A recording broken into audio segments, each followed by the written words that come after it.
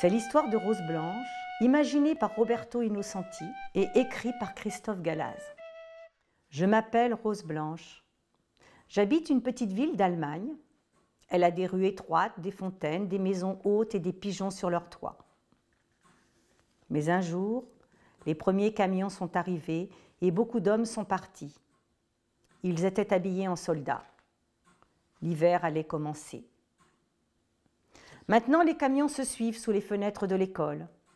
Ils sont chargés de militaires que nous ne connaissons pas, mais qui nous regardent et nous font signe. Ils conduisent aussi des tanks qui jettent des étincelles sur les pavés. Ils font beaucoup de bruit et sentent le mazout. Ils nous cassent les oreilles et l'on se pince le nez quand ils passent. On dirait quelquefois que notre vie n'a pas vraiment changé, mais ma mère me répète chaque matin d'être prudente en traversant la route, devant les camions. Elle me dit que les soldats n'ont pas le temps de ralentir. Je me promène souvent vers la rivière, je la regarde, il y flotte des branches et parfois de vieux jouets cassés. J'aime sa couleur, on dirait le ciel. Les camions sont toujours plus nombreux, on se tient au seuil des portes pour les voir passer. On ignore partout où ils se dirigent. On croit qu'ils vont au-delà du fleuve et qu'ils en reviennent vides. Un jour, pourtant, quand l'un d'entre eux s'est arrêté pour que les soldats puissent réparer son moteur, c'est un petit garçon qui a sauté de la plateforme arrière. Il a couru droit devant lui. Mais le bourgmestre était là, au milieu de la route. Il l'a saisi par le col et l'a ramené vers le camion. Puis il a longuement souri aux soldats en les regardant, sans dire un mot, et les soldats l'ont remercié. Le ciel était gris. Alors tout le monde est remonté dans le camion, ses portières ont claqué, puis le véhicule est parti. Cela s'est passé très vite. J'ai voulu savoir où s'en allait le petit garçon. J'ai suivi le camion des yeux. Il a disparu au coin de la rue. Elle était pleine de monde, des enfants jouaient, il y avait des vélos et des tracteurs et du bruit comme chaque jour à la sortie de l'école. Mais j'ai longé le trottoir sans faire attention à personne et personne ne m'a remarqué.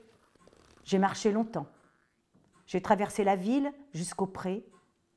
La lumière était grise, le paysage avait gelé. Par moments, je courais. J'ai trouvé la forêt, je trouve une clairière. Il y a des fils de fer électriques tendus devant moi. Et derrière eux, des enfants qui se tiennent immobiles et des maisonnettes de bois. Je ne reconnais aucun enfant. Les plus petits disent qu'ils ont faim. Comme j'ai gardé un morceau de pain, je le donne à travers la grille aux mains qui se tendent. Le soleil descend derrière les collines, il y a du vent. J'ai froid. Puis les semaines ont passé dans le pâle hiver. L'appétit de Rose Blanche étonnait sa mère, elle emportait à l'école plus qu'elle ne mangeait à la maison, tout le pain et le beurre qu'elle pouvait, et davantage encore de confitures et de pommes au jardin. Rose Blanche maigrissait pourtant.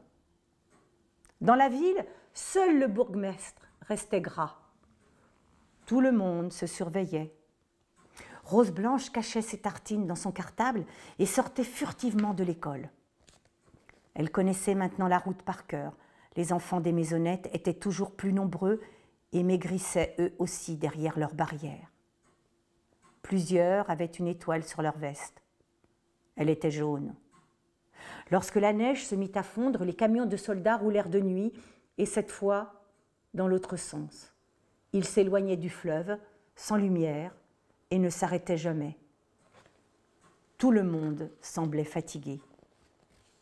Puis un matin, tous les habitants de la ville s'en allèrent. Ils emportèrent des casseroles, des paquets, des chaises. Des soldats se trouvaient avec eux.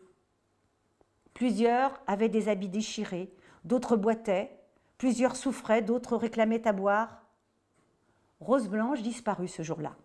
Elle avait marché jusqu'à la forêt. Du brouillard cachait la route. Rose Blanche avait sautillé dans la boue pour ne pas salir ses chaussures.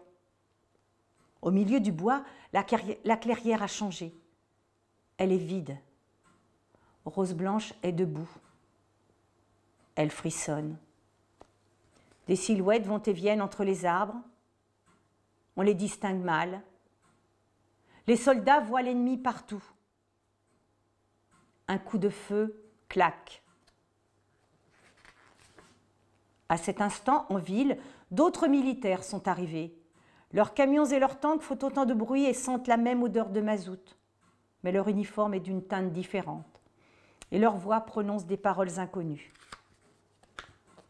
La mère de Rose Blanche attendit longtemps sa petite fille. Puis les fleurs percèrent la terre et le ruisseau coulèrent sur la mousse. Et les oiseaux remplirent les arbres. Le printemps chantait.